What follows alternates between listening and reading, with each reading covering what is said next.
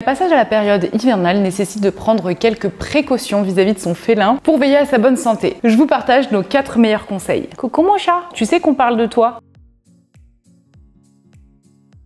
Brosser son chat est important pour limiter l'ingestion de poils et ainsi réduire le risque de boules de poils, voire de gastrite. En général, la mue se fait autour de septembre-octobre quand il commence à faire plus froid. Le poil en fait se renouvelle intégralement pour laisser place à un pelage plus dense pour pouvoir résister au froid. Ce qui explique que votre chat perde davantage de poils à cette période-là. Au niveau de la fréquence de brossage, au moins une fois par semaine pour un chat à poils courts, comme cette crapule-là, et idéalement une fois par jour pour un chat à poils plus longs. N'hésitez pas pendant cette période à faire une cure de levure de bière qui est riche en vitamine B, donc idéal pour donner un petit coup de boost à son pelage. Pour la posologie, je vous recommande de vous rapprocher de votre vétérinaire puisqu'elle se fait en fonction des différents critères de votre chat. Son âge, son poids, s'il a des pathologies, etc.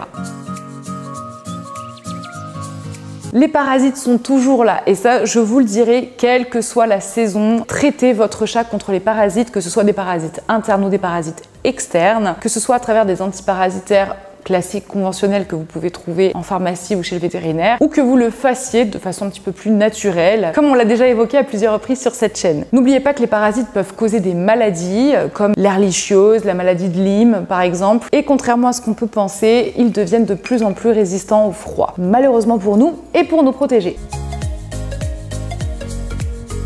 L'idée, c'est de soulager au mieux les articulations qui sont mises à rude épreuve lorsque le froid et l'humidité font leur apparition. Donc je vous recommande de laisser votre chat en intérieur la nuit, étant donné qu'elles sont bien plus fraîches qu'en été, et aménagez-lui un coin repos près d'une source de chaleur. Vous pouvez également utiliser des compléments alimentaires pour les articulations. Pour ça, je vous recommande de vous rapprocher auprès d'un vétérinaire nutritionniste qui saura vous apporter conseil.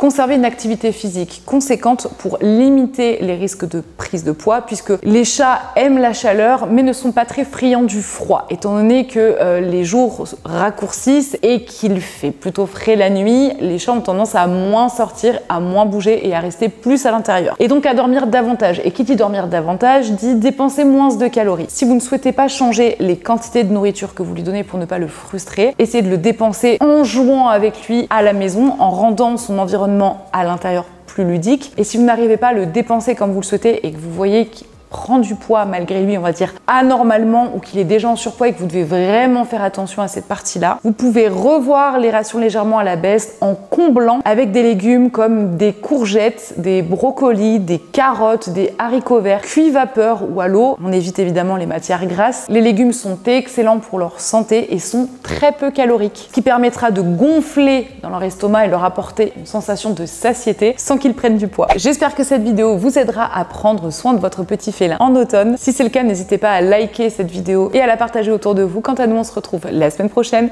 pour une nouvelle vidéo à Sur au poil.